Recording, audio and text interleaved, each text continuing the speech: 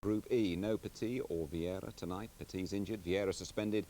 Dynamo Kyiv looking to their brilliant strikers, Rebrov and Shevchenko, to get their campaign up and running. Your commentators at Wembley, Ron Atkinson and Peter Drury. The first Kyiv corner, it's Rebrov. And out by guard. This is Vashchuk. Oh! Now that did stay here. You saw him shaping up to hit it, and I thought, I don't believe he can't be doing that, and yet swerving, dipping, and he's had to do that, Seaman. Anelka. Carlo wide. Dixon overlapping. Anelka in field. It's Nicholas Anelka. He's written what? He's written to Anelka! I tell you what, that would have been a major talking point. He was strong, he was thrustful like he was on the earlier thing, but is there a case for handball here? Does he take it throwing his hand here? I think he nicked that throwing his hand. Overmars.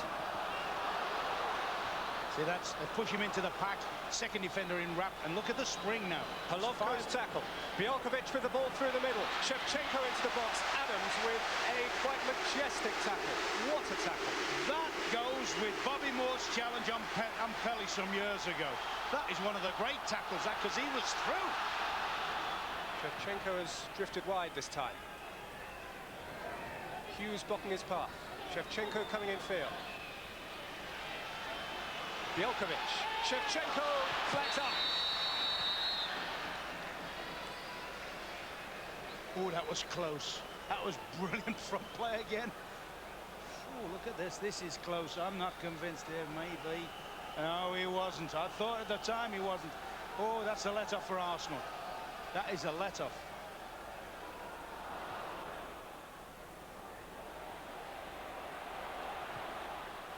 Barlow. Dixon. Good cross. Backhand! Yes!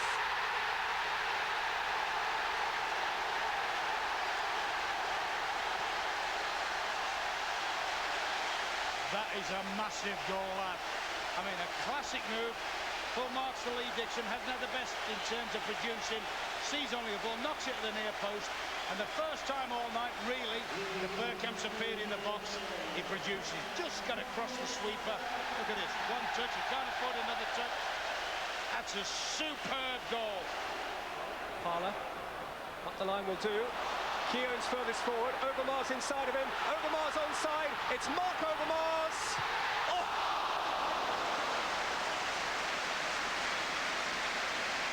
So nearly game, set and match. And Dixon has his work cut out here. Kosovski's cross. Bielkovic in there. Keown with another key header.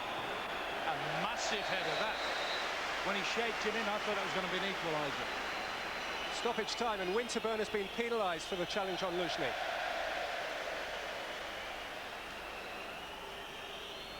And everyone bar no one is forward for the Ukrainians. Luzhny's ball in.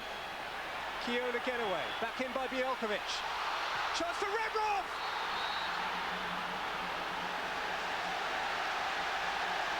It's that all last-minute jinx again, isn't it? He looked offside when he received. Have a look at Dixon trying to make up the ground. That was the key man. Dixon's the key man. When he's hit there, Dixon hasn't made up the ground.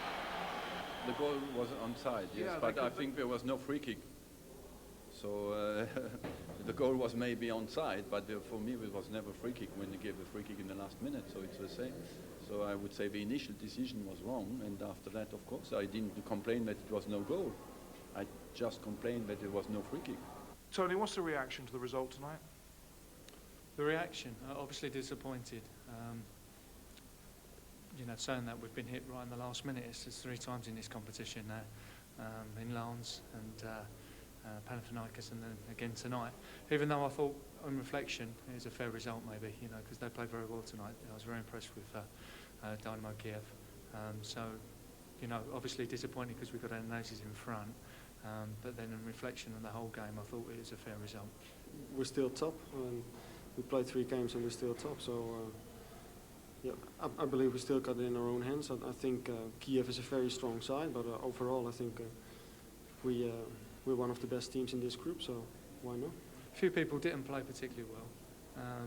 You know, we all get them kind of games.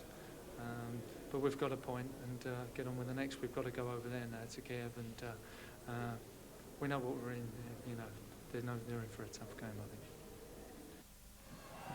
In the other Ukraine, Arsenal are top on goals scored. Right, let's try and tidy up one or two of those talking points. Barry Venison, let's look first of all at the debates about the offside goal.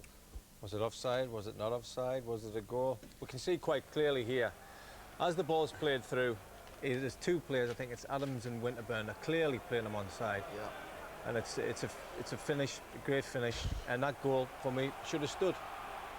And this is the actual goal. Again, he's onside, but Lee Dixon's the man who's dragging his heels a little bit, and it's Rebrov who sticks it away.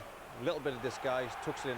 But it's ironic, Lee Dixon actually made the first goal by running 40, 50 yards, and he's cost Arsenal there by not coming up quick enough for 8 or 9 yards off the post. Sure, so Terry, one right and one wrong. We heard Arsene Wenger, though, complaining about the foul that preceded the decisive equalising goal. Yeah, Vivas ushers him out.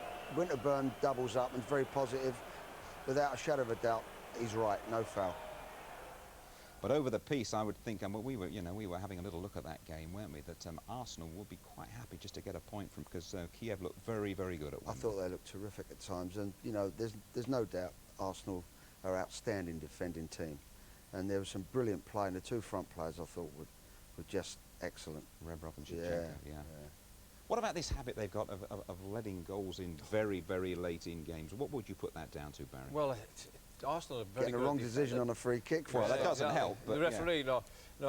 I mean, it's not like Arsenal at all. But overall in the game, Kyiv, they had more possession, they had more shots, they had more corners, so they definitely deserve something out of the game. And I think overall Arsenal will be happy with the draw. They should be. How much will they miss the non-flyer Bergkamp?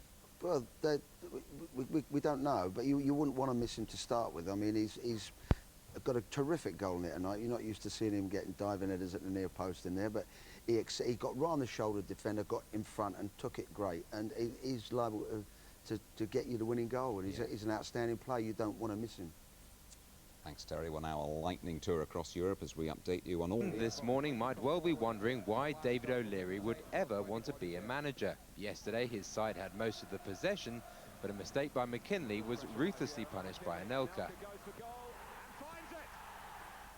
Still, Blackburn kept pressing, only to fall further behind after Petit's free kick took a deflection. Hodgson's side may be totally lacking in luck, but they are not short of spirit, and the lunging header from Damian Johnson offered the possibility of a comeback. But it wasn't to be. Kevin Davis looked to have equalised, only for his effort to be disallowed for the challenge on Martin Keown. Many felt it was a marginal decision, not least Roy Hodgson. Chris Sutton added to his manager's woes, earning the red card for scything down Patrick Vieira. He will soon be suspended, leaving Blackburn's already depleted squad further weakened.